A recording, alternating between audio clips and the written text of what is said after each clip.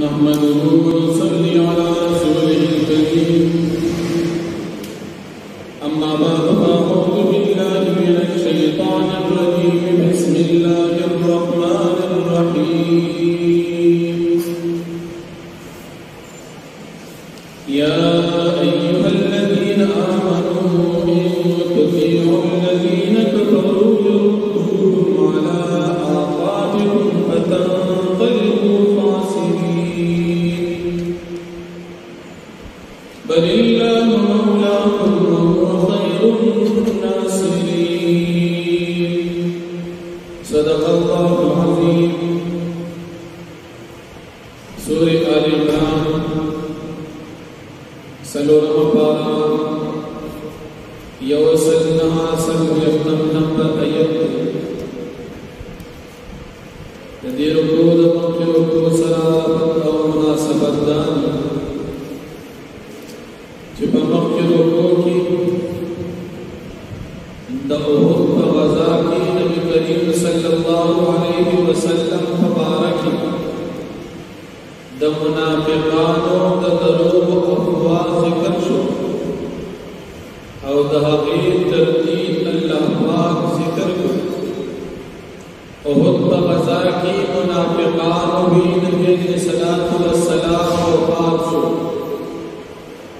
نپا مخیرو کو کی اللہ پاک دا حقیق تردیدو کو چی نبی علیہ السلام اس وفات شوی نبی رستم وفات کی گی مددل وفات کے دوسر بتاس خپل دین نبرے دے اس بدیرو کو کی اللہ پاک مومنان دا کافرانو دا مرگیدیا او دا تابدارین منکل کلچی دا احد پا غزا کی دا نبی کریم صلی اللہ علیہ وسلم متعلق منافقان کافرانو دا خبر مشہور کہا چی نبی علیہ السلام وفات شو نو دی منافقانو مسلمانانو تا دعوت ورکو چی گورس تاسو پیغمبر وفات شو نو تاسو اس پکار دی چی تاسو واپس دی خپل دین تراوڑے زکر چی تاسو لبارا سواد دی خپل زور دین نولدار نشتا یعنی تاس ایمان پریتی او کفر تراشا اللہ رب العالمین مومنان دا کافران دا مرگیتیان منع کر چدا کافران تاسو دا دعوت دا کفر ترکین بدی کس تاسو دعوان بلکل چید احد غزا حضرت ابو سفیان رضی اللہ عنہ چی پدا وقتی لا ایمان نور اوڑی دا احد دا غزانا پا واپسے کی دا دوی سر یو کتو چی دا غیلو محبل اغیتی آواز ہو او بیوی لدل عزا ولا عزا لکن زمانگ عزا کچھتا عزا خدے استاد خدا خدے نشت بے بطور افتخار او تکبر ہوئی چستاس دا مسلمانان خدے نشت و زمان کا خدے دا دے عزاد نبی کریم صلی اللہ علیہ وسلم صحابہ کرام کو فرمائے تاسو داسی کو آئی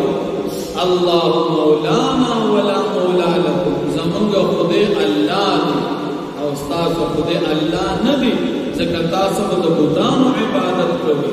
نو اللہ پاک بدغ مقام دا آیاتون نازل یا چکر دا احد غزا خوشوا پدی غزا کی اللہ پاک دا دی کافران تزدن کی دا مومنان یروا چول کافران دیرو مومنان کم و اللہ پاک دا کافران یرول ذکر دا مشرکانو او مشرک دا مومن یری او دی ددا سے خدایان عبادت دو دی کافرانو چاہی خدای بانی سے دلیل نو دکدا بوتان کو خدایان نو او دی عبادت کو اس بدیجے کی مفسرین لکھی چی مومن نبا کافر یلی کلم چی مقابلوی مومن نبا کافر یرکی ځکه چې مؤمن سره ایمان دی د سره الله امداد او کافر سره ایمان نشته د الله امداد نشته نو دی لري. اوس په دې ځای کې شیخ التفسیر علامه ادریس کاندولوی رحمت الله علیه لیکي چې الله دستور او قانون هم دا چې د مؤمن نه کافر یری. اوس په دنیا کې مسلمانان ډېر دي او کافران کې ظاهرا نه یری کې دا څه وجه ده؟ لکه څومره ډېر مسلمانان او کافران هلته کې به مسلمان ظلم کوي یریږي نه. ناغلی کې چې مسلمان چې کله حقیقي معنو کې مسلمان وي د ده نه به کافر یریږي او کنه ظاهرا مسلمان یو عمل او کار او اختیار او ټول زندگی د کافر په طریقه وي نو د ده نه کافر نه یریږي. نو دا د مسلمان خپل کمزوري ده د الله امداد په ده سره بیا وي چې دې کله حقیقي معنو کې ځان مسلمان کړي. اوس که مسلمان هغه زندگی اختیار کړي کله چې د صحابه کرامو زندگی وا نو د ده نه به کافر خامخا یریږي. او که مسلمان داسې زندگی اختیار کړي چې هغه طور طریقې د کافرانو وي نو د ده نه به کافر بیا نه یریږي ځکه دې خپل مسلمانۍ کې دروغجن دی.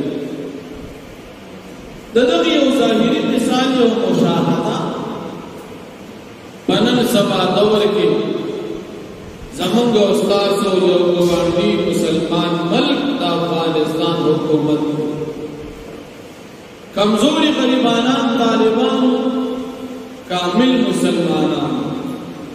په مقابل کې د دنیا ټول کافر راجم شوي. کافر ویریدل او تختیدل غریبانان مسلمانان الله فتح ورکړه ځکه الله د کافر په زړه باندې یره واچوله. کافر سره ارزو ایمان نو مسلمان سره اسم نو ایمان ورسره نو دا الله امداد هغه ته الله فتح ورکړه. هغه سر کافر چې د خدای داوی به ټول د امریکایانو کافر او وایي زموږ سره داسې اسباب دي چې په ځمکه باندې میږي متخکار چې دا میږي روان او په ځمکه باندې مسلمان په نشانه باندې پوری خیال مو دي په مقابل کې د الله امداد هغه ټول ارسه ناکام شو او د هغې باوجود د اسباب وتښتېدل نو د مسلمان یره الله په دې کافر باندې اچوي خو چې مسلمان په حقیقي معنو کې ځان وپېژني. حضرت ابوبکر صدیق رضی اللہ عنہ فرمائی من عرف نفسه فقد عرف ربه. چاچ خپل ځان کو پیژندو په حقیقت کې د الله کو پیژندو ځان پیژندلو ته الله سره پیدا کړی. استاد دې وګو د سترګو د دې وجود دنیا کې مقصد څه دی چې تا ځان کو پیژندو تا خپل رب کو پیژن او چې رب ته کو پیژن ته کامل مسلمان نو کافر بستانه یریږي ته ورته نه یریږي. مسلمان د کافر نه یریږي ولی موږ مسلمانان نن ډېر کمزور یو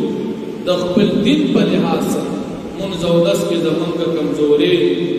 زمونږ عملونه کمزوري دي ګناهونه مو ډېر دي نیکۍ مو کمې دي نو زمونږ نه کافر نه یریږي موږ دې یریږي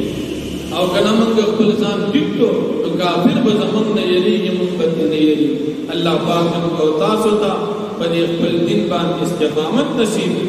او په حقیقي معنو کې الله پاک موږ مسلمانان جوړ الله تعالی تعالی فرمایي یا ایها الذین آمنوا اے مومنان ان تطیعوا الذین کفروا اجرتا سو تابعداریو کی دای کسان چې هغه کافران دي یعنی منافقان يردوكم على اعقابكم دی بوالی تاسو په پوند تاسو باندې فتنقلبوا خاسرین پس تاسو به وګرځئ تاوانیان. ایمان دې پرېښود نو که د دنیا ټول اسباب در رسول درکړي الله وی تاوان دې وګټه. دا څومره مسلمانان چې ایمان پرېږدي او مرتد شي څوک قادیاني شي او څوک شیعه شي او څوک دهري شي خلک به ډېر ډېر پیسې ورکړي په هغې یې واړي الله وی تا ګټه ونه کړه دا د تاوان ځکه تا جهنم وګټو او جنت نه محرومه شوې دا تاوان. الله دې موږ او تاسو د ایمان د تاوان وساتي. بل الله مولاكم بلک اللہ پاک ستاسو مولا دی وهو خیر الناصرین او اللہ پاک بہترین مددگار دی سنلقی فی قلوب الذین کفروا زرد چمن بواچو پزرون دے کسان بجہی کافران الرعب یرا بما اشرکو باللہ فوجاد شرک دویچ دی گڑی دی پالا بان مادا خدایان لم ينزل به سلطانا چند دی نازل کڑی باغی باند اللہ پاک سے دلیل دا خدای دیچی رکم خدایان عبادت کی ندا دی خود سے دلیل نشت چلاوی چند عبادت کرو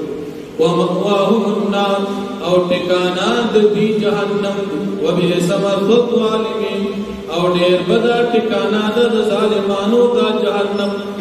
دنیا کے کافر په مزو کې دي او الله او آخرت برباد دي چې هغه جهنم دي الله پاک موږ تاسو د دنیا او د آخرت د تاوان اوسه واخذ دعوانا الحمد لله رب العالمين